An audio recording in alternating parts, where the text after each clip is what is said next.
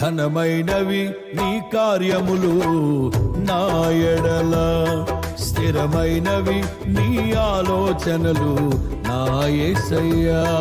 ఘనమైనవి నీ కార్యములు నా ఎడల, స్థిరమైనవి నీ ఆలోచనలు నా యేసయ్యా.